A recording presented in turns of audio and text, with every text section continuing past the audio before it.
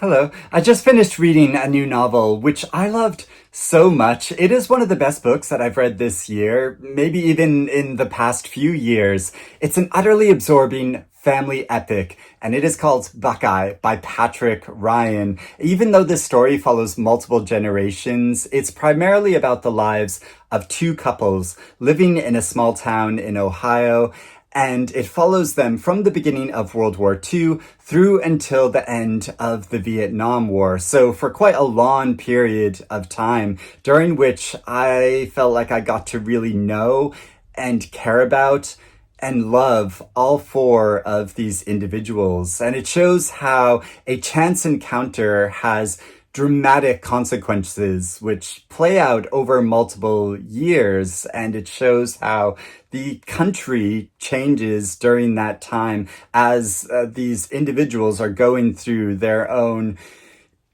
personal struggles. And something that I think is so extraordinary about this book is that the narrative revolves between showing the lives of these four characters, both their interior lives and their complex relationships to each other. And I was equally invested and wanted to know more about each of these characters. So you know how in some novels that cover multiple characters and it moves between those characters, and often I find I have a preference for a certain character in that novel, and I'm like, oh, can't you just write about that one character? But in this novel, I really equally cared about each of their stories and wanted to know more about their lives and what they were going through, and wanting to catch up with them as the narrative moves on between them. And I love all of them so much so that I want to have a t-shirt made. So, you know,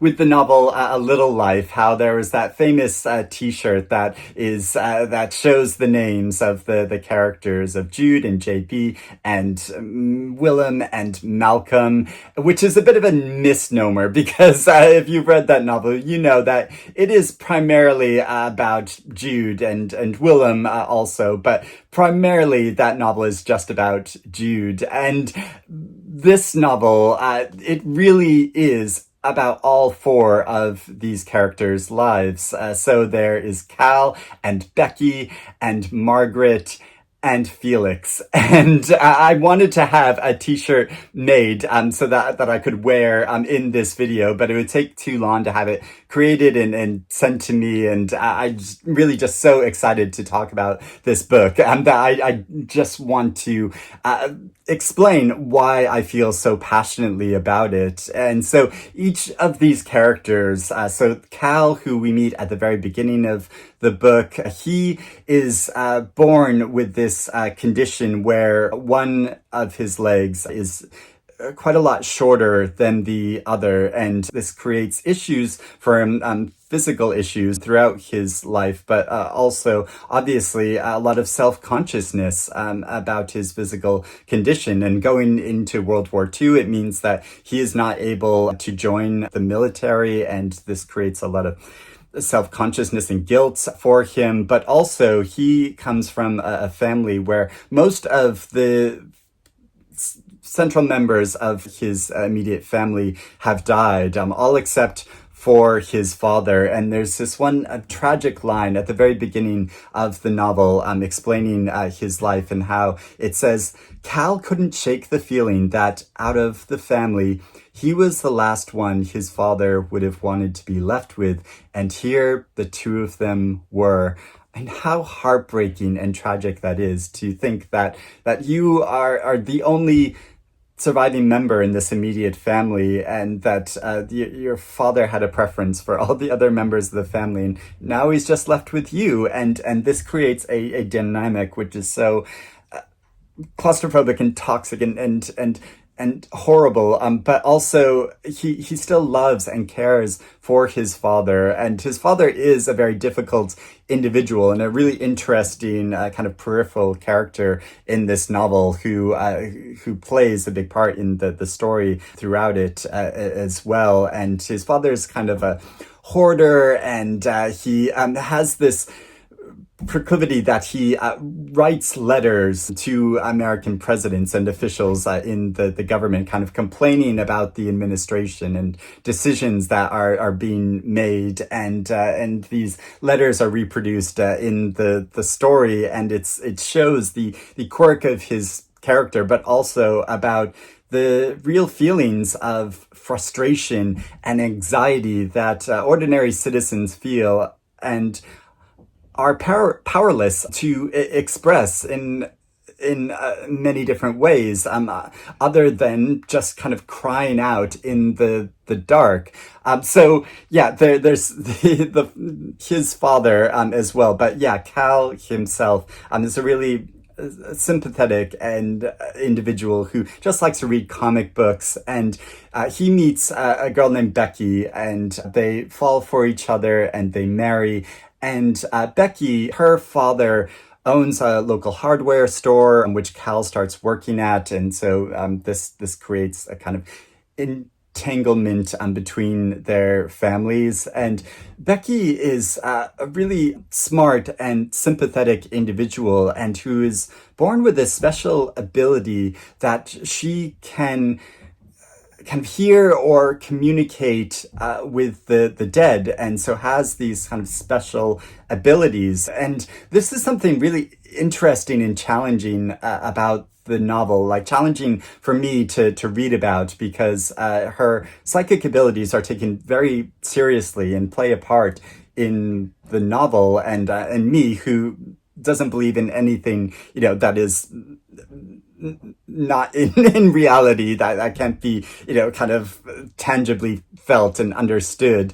It's really challenging to read about a character like this who wholeheartedly believes in her ability. And this plays into the plot of the novel, because Cal doesn't believe in this and doesn't really understand this about Becky's ability. And so this creates a lot of tension between them. And Becky, she's not a quack or someone that is trying to make a profit out of this. She sees a number of people and thinks of to have these psychic sessions with them, and she sees it, just as kind of almost like an obligation, because she has this ability, and she knows that there are so many people that are living with a lot of pain because of people that they have lost, and not being able to settle their grief from this. And so yeah, it's really interesting how this plays out over the course of the novel. And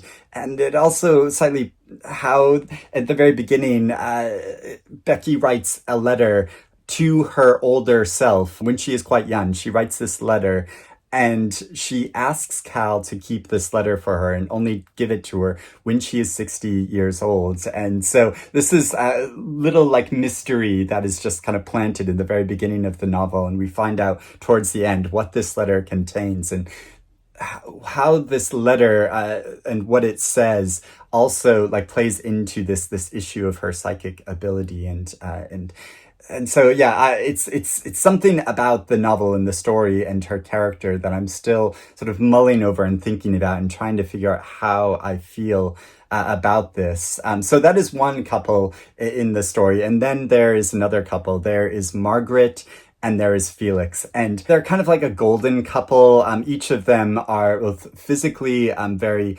handsome and beautiful, and but they have secrets. Each of them harbor secrets about their own lives, which they don't share with each other. And this causes a lot of tension in their relationship. And we see how this plays out over a long period of time. So Margaret, she is born an orphan, and she really has a longing to join and be a part of the wider world. But she finds herself in this relationship and living in this small town. And Felix, he is very handsome, and he gets a promising job, and he does go to war in World War II, and it shows his struggles, his really deep set internal struggles over a long period of time, and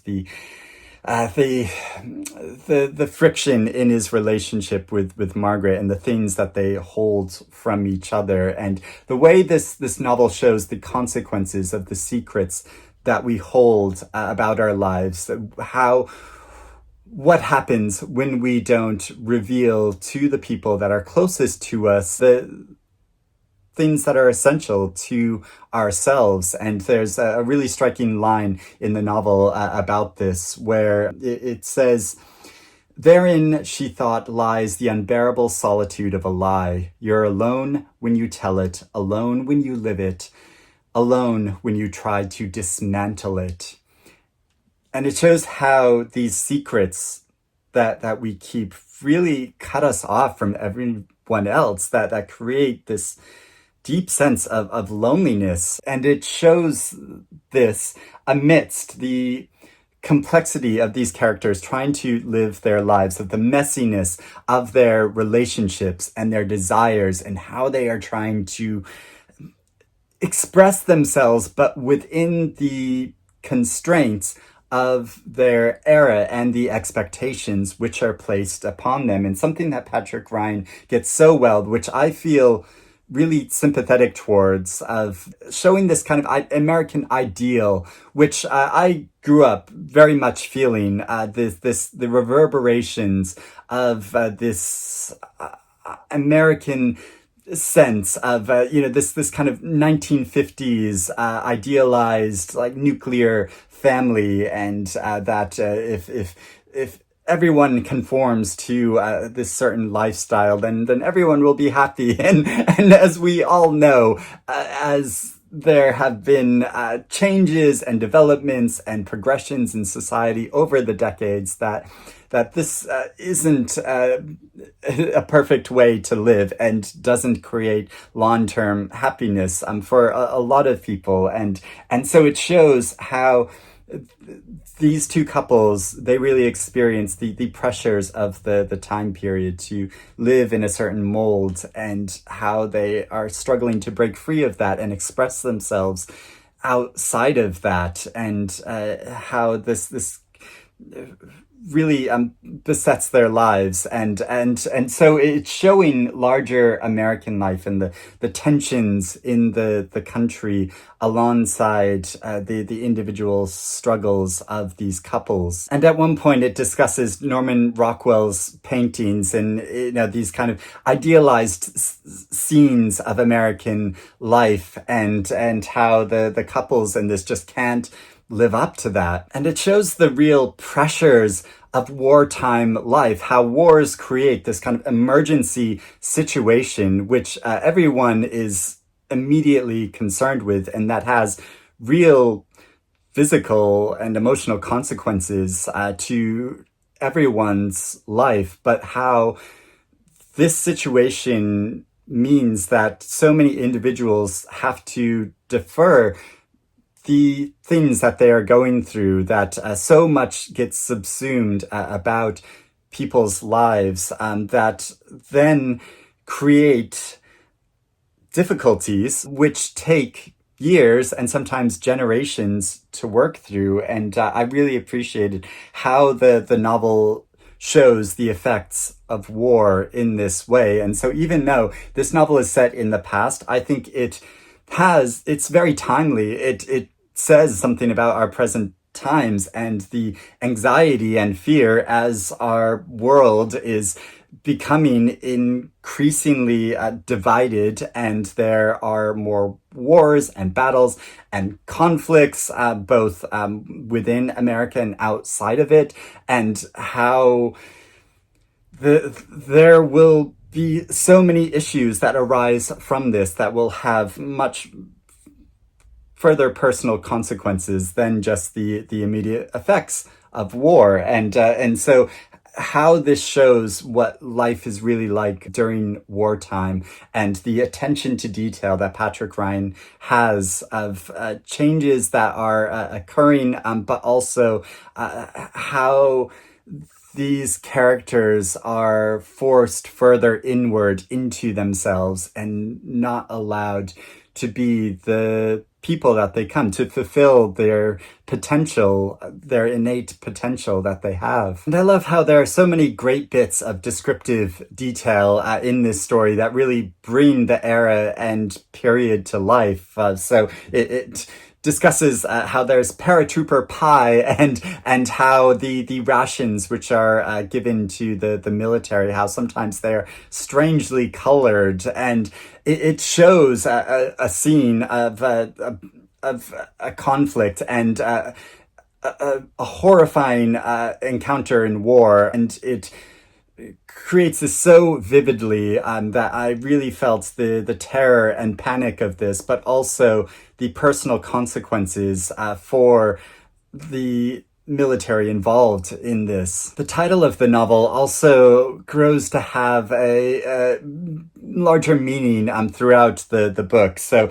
a Buckeye is a form of tree which is planted in one of the couple's yards early on in their relationship. And so we see, just like as it's beautifully reflected on the cover of this novel, how it begins without any tree, and then the trees gradually growing and then come into fruition. And this kind of mirrors the experience of the next generation of the children of these couples, and how what these couples have gone through and the secrets that they hold and the tensions between them, how this has a consequence over that next generation. And Patrick Ryan is just so good at showing how disruptions and couples that break up with each other, the consequences that this has for the next generation in many different ways, while also respecting that many of the individuals in these couples, they're just doing the best they can and making choices that they think are right, but really are creating a lot more issues and deferring problems rather than just facing them and dealing with them. And of course, in every family, we have issues like this that are, that are just set aside and think, oh, I'll deal with that one day.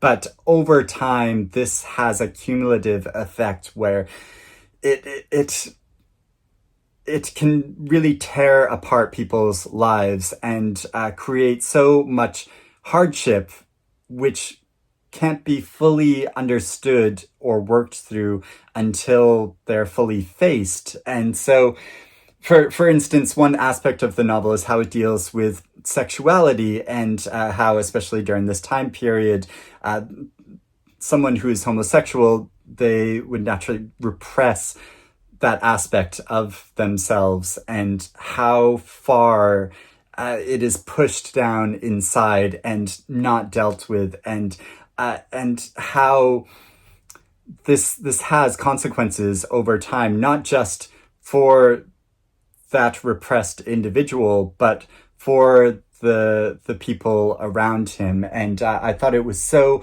moving and powerful how it shows that in the story. But also Patrick Ryan has this sort of fixation, I think, on just like I do, of going to outer space and NASA and the space program, and this idea of sort of progress. I think because this kind of represents a kind of progress in our civilization of moving beyond our current world, and how this is so fixed within our recent history of recent generations of, a man going to the moon for the first time. And then, for me personally, and I'm sure for Patrick Ryan as well, of the memory, one of my strongest memories early on in my life was the explosion of the Challenger space shuttle, and how this is kind of an embodiment of the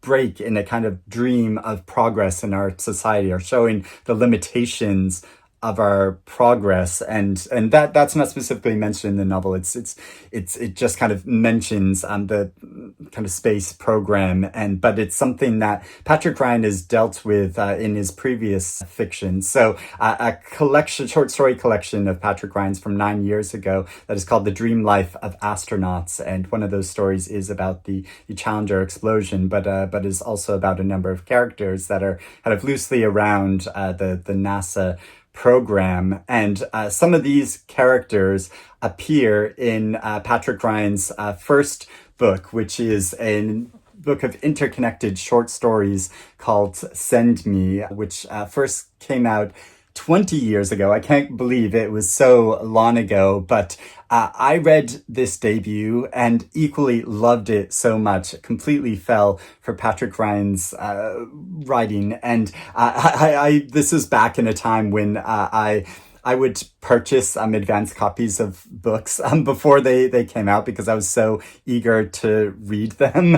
So this wasn't sent to me by the publisher, but I purchased it because I was so excited to read it, and I just completely fell in love with this book. And I had the incredible honor of meeting Patrick Ryan at Edmund White's apartment, and so I got to talk to him about this book, and he signed it for me in a wonderful way. And he says from your future fan and friend, and we did become friends and start communicating a lot with each other for sometimes on a daily basis about books and writing and life. And he's just a wonderful individual, so smart and so kind. And so I'm so thrilled to see that he has this major new novel out, and my personal relationship has no effect upon my reaction to this book, because if I didn't like it, I probably would have just read it quietly and then put it aside and not talked about it. But no, I completely fell for this book, and Patrick and I haven't really been in touch all that much in recent years, but I know that he's been working on this novel for a long period of time, and so it's just so great to see it come out and get so much attention and be so beloved by so many readers. And so I really encourage you to read it. As Anne Patchett says on the cover of this novel, it's a glorious sweep of a novel, and it's one of those stories that it felt like it really completely swept me up in it, and I just wanted to stay with it. And it's about 450 pages long, but honestly, I wish it was much longer. I really would have loved to have stayed with these characters and learn more about their lives and the subsequent generations of their families. So I feel so passionately about it as I've been talking about it, and I would love to hear if you've read this book, what you think about it, if you agree with me or disagree with me, or if you're interested in reading it now.